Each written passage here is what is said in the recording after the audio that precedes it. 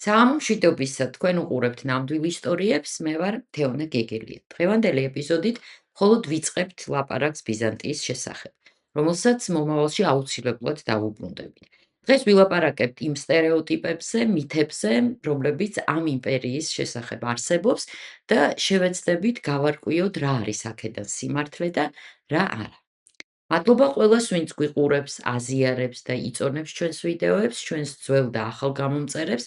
ეს არხი მხოლოდ თქვენი ყურადღების და მხარდაჭერის წყალობით არსებობს.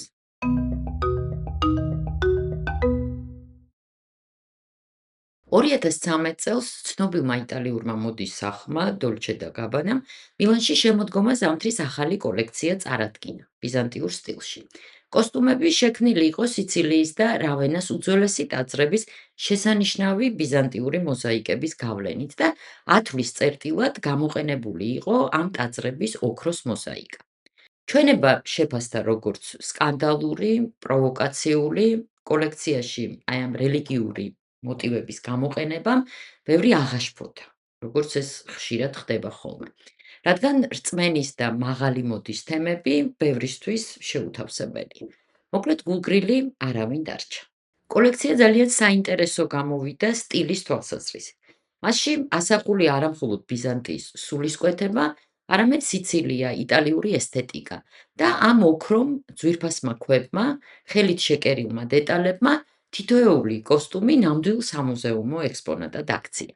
და რაც მთავარია ჩვენთვის დღეს, ხაზი გაუსვა და კიდევ ერთხელ განამტკიცა გავრცელებული წარმოდგენა ბიზანტიის როგორც უმდიდრესი ქვეყნის შესახებ. ამით ჩვენ დავუბრუნდებით დღეს და გავარკვევთ მართლაც ასე იყო თუ არა, მაგრამ უნდა დავიწყოთ ალბათ ყველაზე მნიშვნელოვანი დაზუსტებით იმ ფაქტით, რომლის ცოდნაც აუცილებელია.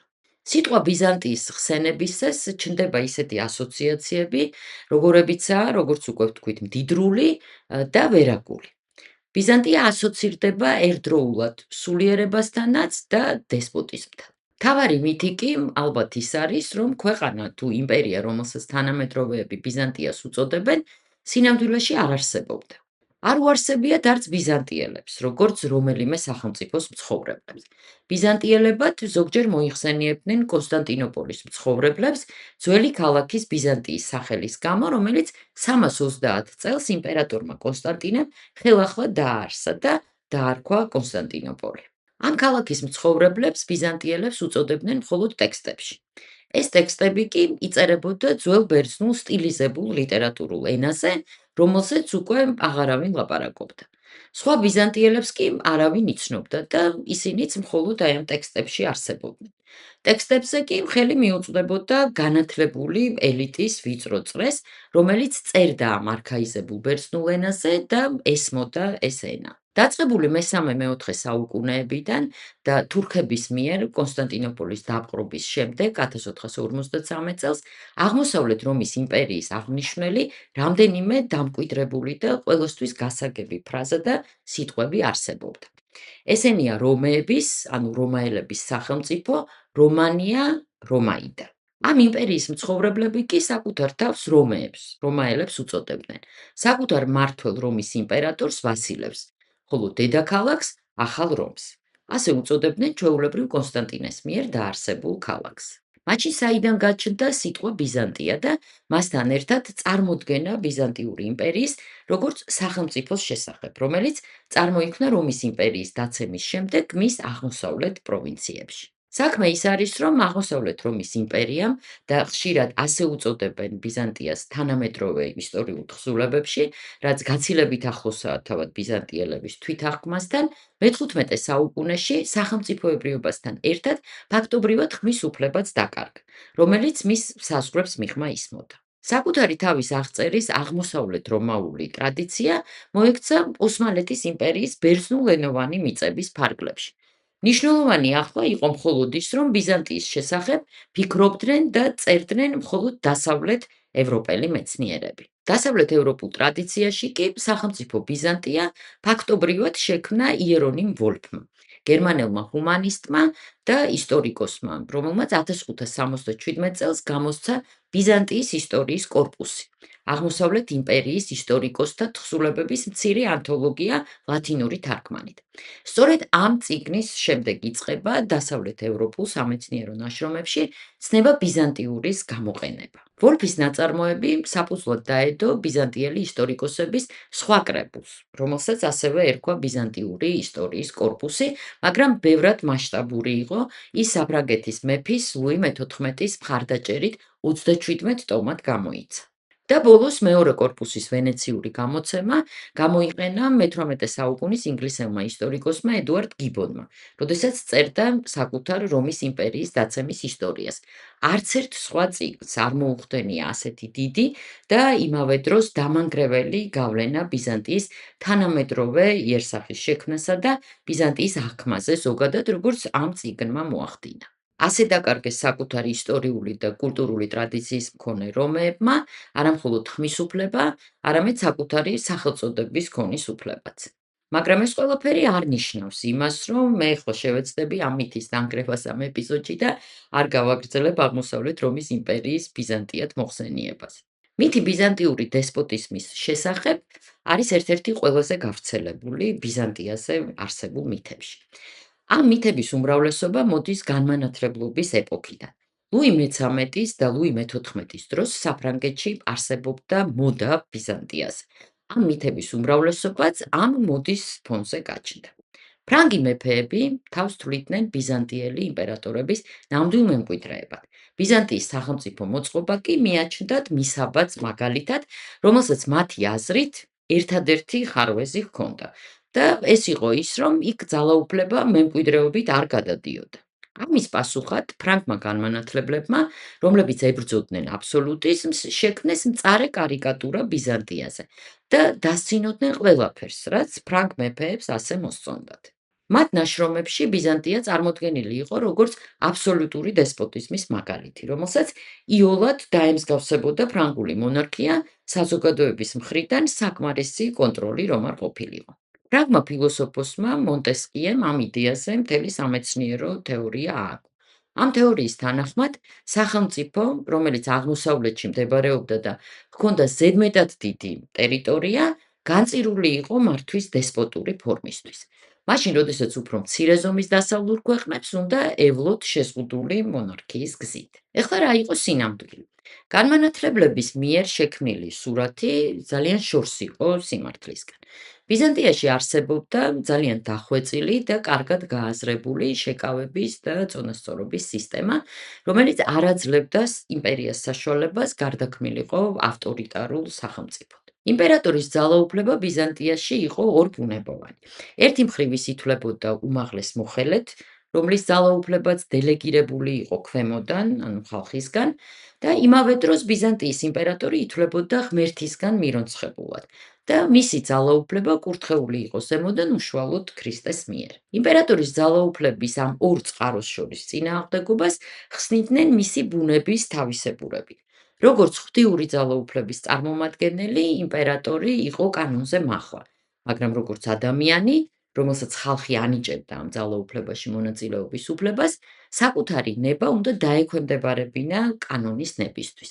სწორედ ეს მორჩილება იყო ის, რის გამოც ბიზანტიელების თვალში ესა თუ ის ადამიანი იმსახურებდა იმპერატორის რეგალიებს. რა თქმა უნდა, იმპერატორები არ ღვევდნენ ადრე დაწესებულ კანონებს, მაგრამ ყველა მსგავსი ფაქტი ითვლებოდა ექსტრაორდინარულად და ყოველ შემთხვევაში თეორიულად შეიძლება ამის გამო იმპერატორიც შეცვლილიყო. მაგალითად, მე-12 საუკუნეში ბიზანტიის იმპერატორი მანუელ კომნენოსი შეეცადა ოფიციალურად დაეკანონებინა თავისი შვილის ალექსანდრეს უფლება ტახტზე. და ამისთვის აიძულა კონსტანტინოპოლის პატრიარქი და მასთან დაახლოებული ადამიანები ალექსანდრესთვის მიეცათ ერთგულების ფიცი. მანუელის ამქცევამ შეარყია ბიზანტიური სახელმწიფოებრიობის საფუძვლები, რადგან ეს ნიშნავდა, რომ საიმპერატორო ძალაუფლება გადადიოდა კონკრეტული ადამიანის, მანუელის და მისი შთამომავლების საკუთრებაში. მაგრამ როგორც ისტორია მაჩვენა, ბიზანტიელები ამას არ შეეგუენ და როდესაც მანუელი გარდაიცვალა, მისი შვილი სასტიკად მოკლეს და ვინმე უცხომ კი არა, საკუთარმა ბიძამ, მანუელის ძმამ ანდრონიკე კომნინმა, რომელსაც ასევე ჰქონდა ალექსისთვის ერთგულების ფიცი მიცემული. მეორე სტერეოტიპი არის ის, რომ ბიზანტია იყო ჩამორჩენილი უნიჭო სახელმწიფო, რომელსაც მსოფლიო კულტურაში მნიშვნელოვანი წვლილი არ შეუტანია. ეს მითიც ფრანგი განმანათლებლებისგან მოდის. ისინი რაციონალური ადამიანები იყვნენ და მიაჩნდათ, რომ ქრისტიანული რელიგია შეუთავსებელი იყო პროგრესთან. ისინი ქრისტიანობის მავნე გავლენით ხსნიდნენ მათი აზრით რაციონალური და პროგრესული ანტიკური ცივილიზაციის დაცემას. რომის იმპერიის აღმოსავლეთ ნაწილი, რომელმაც ქრისტიანობის მიღების შემდეგ 1000 წელზე მეტხანს იარსება, ამ მოდელს ვერ ერგებოდა.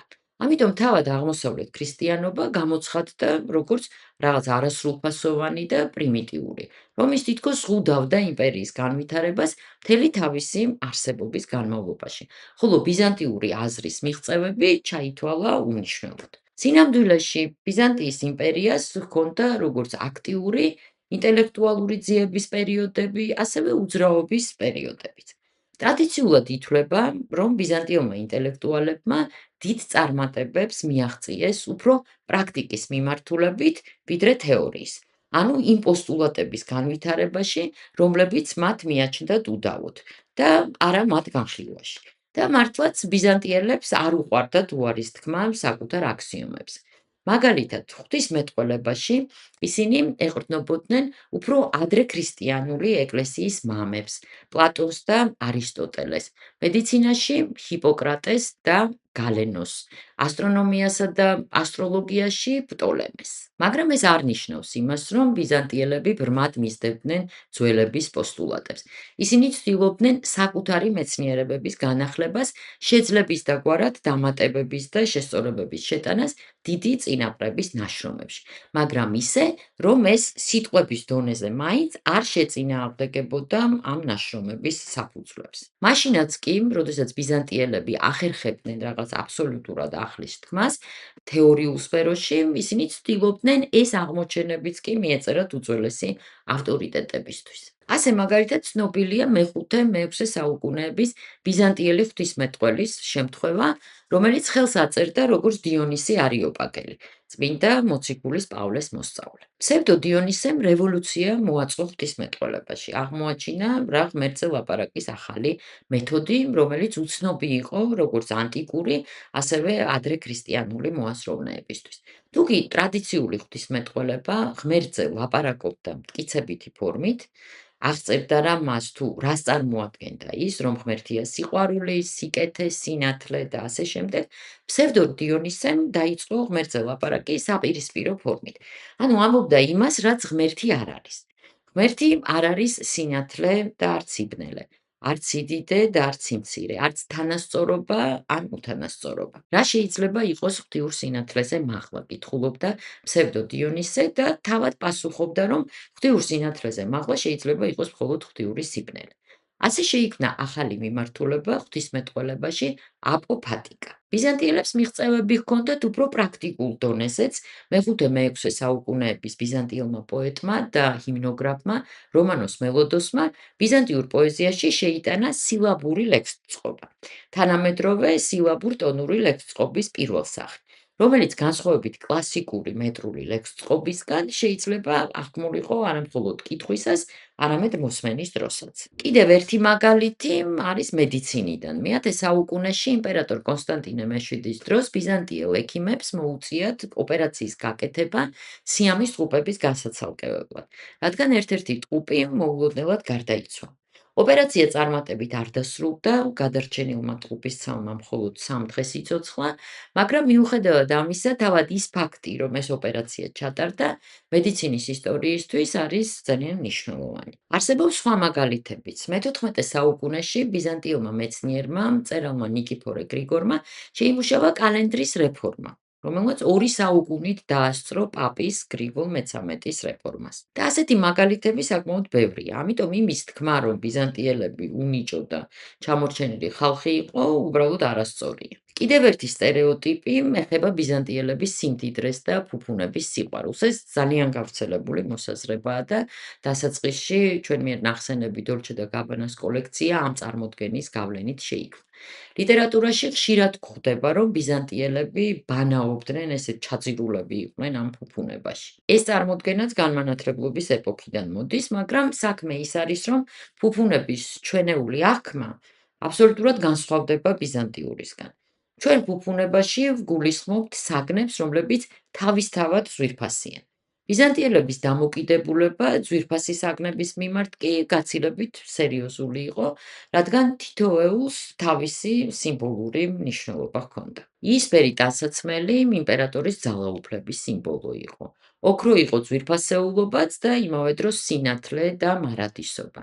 იისფერის ფასს ხაზს უსვამდა იმპერატორის სტატუსი, მაგრამ იმპერატორის სტატუსის თავის მხრივ ზრდიდა იისფერის ფასს. ოქროს როგორც ყველაზე ძვირფას ლითონს, რომელსაც ხატმწერები განკარგავდნენ, იყენებდნენ ხატებზე ღვთიური შუქის გამოსახატად. მაგრამ ხატით სინათლეს სძენდა ოქროს. ერთს მეორისგან ვერ გამოყოფდი და ამის გათვალისწინება აუცილებელია, როდესაც ბიზანტიაში შექმნილ დახვეწილ ძვირფას ნივთებს ვათვალიერებ. ეხლა რაც შეეხება იმას, თუ რამდენად იყო ფუფუნების საგნები გავრცელებული ყოველდღიურ ცხოვრებაში. ბიზანტიაში არსებობდა მონეტარული პოლიტიკა, რომლითაც იმპერია უმკლავდებოდა მძიმე კრიზისებს სამხედრო წარუმატებლობების დროს და ინარჩუნებდა მოსახლეობის კეთილდღეობის რაღაც დონეს მშვიდობიან დროს. ბიზანტიის დედაქალაქი კონსტანტინოპოლი სამართლიანად ითვლებოდა მსოფლიოს სამჭედლოდ, მაგრამ ეს არ ნიშნავს იმას, რომ ბიზანტიელები რაღაც ოქროში ბანაობდნენ. მეტიც ჩვენამდე მოაღწია ბიზანტიურმა ინსტრუქციებმა, რომლების თანახმად კონსტანტინოპოლში მაღალი რანგის ელჩების ჩასვლისას იმპერატორის სასახლეში მთელი ეს ჩემოგარენიდან უნდა მიეტანათ ძვირფასეულობა იმის დემონსტრირებისთვის, თუ რა შესაძლებლობები ჰქონდა ბიზანტიურ კარს. როგორც ჩანს, რეალურად არც ისეთი უსაზღვრო, რადგან ასეთი ზომები სჭირდებოდათ და ასეთ ზომებს მიმართავდნენ. განსაკუთრებული სულიერებაც ბიზანტიის შესახებ არსებული წარმოდგენების ნაწილია. თუკი ყველა ზემოთ ჩამოთვლილი მითი განმანათლებლობის ეპოქიდან მოდის, ეს წარმოდგენა უკავშირდება რომანტიზმს.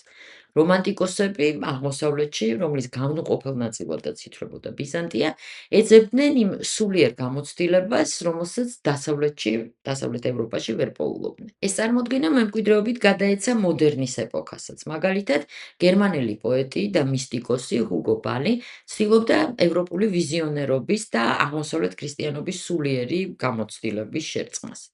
ვიზიონერობა, ესაა გარკვეული სულიერი პრაქტიკა, რომელიც გეხმარება დაინახო მომავალი ან დროებით სხვა სამყაროში მოხვდა. შუა საუკუნეებში დასავლეთში ფართოდ იყო გავრცელებული ლიტერატურა, რომელიც რაღაც ამგვარ განცდებს აღწერდა. მართლაც ბიზანტიის შესახებ წარმოდგენა, როგორც დიდ მონასტერზე, დღემდე გვხვდება სამეცნიერო მონოგრაფიებშიც კი. ეს იმით აიხსნება, რომ აღმოსავლური ქრისტიანობა მორწმუნეებს უწესებდა ძალიან მაღალ თამასას. თითქმის შეუსრულებელ იდეალს. აღმოსავლურმა ღვთისმეტყველებამ, განსხვავებით დასავლურისგან, არ იცოდა სწავლება განსაცმენდელის, როგორც დროებითი ადგილის შესახებ, სამოთხეს და ჯოჯოხეთს შორის, სადაც გარდაცვალების შემდეგ შეიძლება მოხვედრილიყო მისი ადამიანის სული. იმ ცოდვებისგან გაწმენდისთვის, რომლებიც ვერ მოინანია მიწიერი ცხოვრებისას. აღმოსავლელი ეკლესიის მამები იყვნენ ძალიან კატეგორიულები. ისინი ამბობდნენ, რომ ადამიანის სული გარდაცვალების შემდეგ შეიძლება მოხვდეს ან სამოთხეში, ან ჯოჯოხეთში. მესამე არ არსებობს, რაც მორწმუნეს განსაკუთრებულ პასუხისმგებლობას აკისრებდა. პრინციპში მისგან მოითხოვდნენ ყოფილიყო წმინდანი. გადარჩენის სხვა შესაძლებლობა არ არსებობდა. მაგრამ წმინდა მამების მიერ ჩამოყალიბებული ამ იმპერატივის არსებობა არ ნიშნავდა იმას, რომ ყველა ბიზანტიელი წმინდანი იყო. ბიზანტიური ქრონიკების სახით ჩვენამდე მოაღწია არაერთმა ცნობამ იმ ბიზანტიელების ქცევის შესახებ, რომლებსაც ეკლესია კატეგორიულად არ იწოდებდა. ასე შემორჩენილია უამრავი მონაცემი იმპერიაში გავრცელებული პროსტიტუციის შესახებ. მაგალითად, მე-6 საუკუნის ბიზანტიელი ისტორიკოსი და მოხელე პროკოპი კესარიელი, რომელიც თავის ოფიციალურ თხზულებებში ადიდებდა იმპერატორ იუსტინიანეს საქმიანობას, ნაშრომიც კი დატოვა სახელწოდებით „საიდუმლო ისტორია“. ამ ნაშრომში პროკოპმა აღწერა ბიზანტიური საიმპერატორო კარის მთელი სრულმდაბლობა. მათ შორის ისიც კი არ დამალა, რომ იუსტინიანეს ცოლი თეოდორა ქორწინებამდე იყო ჰეტერა, კურტიზანი ქალი. თუმცა იგივე პროკოპი წერს, რომ ტახტზე ასვლის შემდეგ თეოდორამ ბევრი გააკეთა იმისთვის, რომ იმპერიაში პროსტიტუციისთვის ბოლო მოეღო. კონსტანტინოპოლში იმპერატორის სასახლის ტერიტორიაზე შეიქმნა მონასტერი, სადაც ან ნებაყოფლობით, ან ძალდატანებით ყოფილ ჰეტერებს ათავსებდნენ. ბიზანტიელების კიდევ ერთი გატაცება, რომელსაც ეკლესია გმობდა, იყო ეს ოკულტური მეცნიერებები. მას მიმართავდნენ როგორც პლებეები, ანუ დაბალი წოდების ადამიანები, ასევე იმპერატორები. არსებობს ასეთი გადმოცემა, რომ იმპერატორ ჰერაკლეს, მისმა კარის ასტროლოგმა, ჰერაკლე მართავდა მე-7 საუკუნეში, მისმა კარის ასტროლოგმა სტეფანე ალექსანდრიელმა უწინასწარმეტყველა, რომ მოკვდებოდა წყლისგან. ჰერაკლემ ბრძანა კონსტანტინოპოლის ყველა ეს წყლის ცისტერნა ამოევსოთ, მაგრამ ბედისწერას მაინც ვერ გაექცა და გარდაიცვალა წყალმანკისგან. და ბოლოს ლიტერატურასა და ყოველდღიურობაში გავრცელებულია მითი იმის შესახებ, რომ ბიზანტიელები ცნობილები იყვნენ ინტრიგების მოწყობით და ინტრიგების ხლართვით. ამ შემთხვევაში სიტყვა მითი ზედმეტია, რადგან ბიზანტიელების ინტრიგებისადმი სიყვარულზე წარმოდგენა სიმართლეს შეესაბამება. იმპერიას ისეთი განტოტვილი ბიუროკრატიული აპარატი ჰქონდა, რომელიც განაწყობდა ადამიანებს ინტრიგებისკენ და აი ამ ინტრიგებისთვის ქმნიდა მოკლედ ნოყიერ ნიადაგს. ისინი ინტრიგებს უწყობდნენ ერთმანეთს, უცხოელებს და უცხო ქვეყნების მმართველებსაც კი. საიმპერატორო კარის ინტრიგის თვალსაჩინო მაგალითს თავის ქრონიკაში აღწერს ანონიმური მემატიანე, რომელიც ისტორიაში შესულია როგორც თეოფანეს გამგრძელებელი. ლაპარაკია თეოფანე ჟამთა აღმწერელზე და მის გამგრძელებელს. იმპერატორ ლეონ მე-6 ბრძენს, რომელიც ბიზანტიას მართავდა მე-9 საუკუნეების მიჯნაზე, ყავდა არაბული წარმოშობის საჭურისი მრჩეველი სამონი, რომელიც ძალიან დიდი გავლენით სარგებლობდა. მოხდა ისე, რომ ამ სამონას მოსამსახურე მოახლე კონსტანტინე იმპერატორის ცოლს ძალიან მოეწონა და ისიც დაუახლოვდა კარს. სამონამ ძალიან იეჭვიანა და გადაწყვიტა, რაც არ უნდა მომხდარიყო, ეს კონსტანტინე როგორმე გაეწევებინა. მან იმპერატორთან კონსტანტინე ძალიან უსამართლოდ დაასმინა და მას ენა მიუტანა, თითქოს იმპერატორის ცოლთან საეჭვო ურთიერთობა ჰქონდა, რის გამოც ის ბერად აღკვეცეს და გამოკეტეს მონასტერში. მოგვიანებით იმპერატორმა ის შეიწყალა და კარზეც დააბრუნა. მაშინ სამონამ იმისთვის, რომ ეს თავის მოხელე, ასე ვთქვათ, ერთხელ და სამუდამოდ თავიდან მოეშორებინა, დაწერა წერილი კონსტანტინეს სახელით. გააყალბა მისი ხელმოწერა. და ამ წერილში იმპერატორს აბრალებდა 1000 უბედურებას. როდესაც იმპერატორმა წერილი იპოვა, ხელწერა ვერ ამოიცნო და დაიწყო წერილის ავტორის ძებნა და პატარა გამოძიების პროცესში სამონას ერთ-ერთ თანამოაზრეს მიადგა, რომელმაც სამონა დაასახელა როგორც ავტორი. შედეგად ის გააგდეს სასახლიდან, ხოლო მისი ადგილი დაიკავა მისმა ყოფილმა მსახურმა კონსტანტინემ. მოკლედ იმპერატორის მოხელე სამონა კლასიკური ინტრიგანი აღმოჩნდა. აი ასეთია იმ ძირითადი ცრუ თუ მართალი წარმოდგენების ჩამონათვალი, რომელიც ბიზანტიაზე არსებობს. თუმცა ამ იმპერიის ისტორია არის ძალიან საინტერესო, იმსახურებს ბევრად ღრმა და დეტალურ შესწავლას, რასაც მომდევნო ეპიზოდებში აუცილებლად შევეცდებით. მე კი გთხოვთ გამიზიაროთ თუ რა ხსმენიათ ბიზანტიის შესახებ, მოგწერეთ ამის შესახებ კომენტარებში, მანამდე კი აუცილებლად გამოიწერეთ ჩვენი არხი და დაელოდეთ ახალ ისტორიებს. ნახვამდის.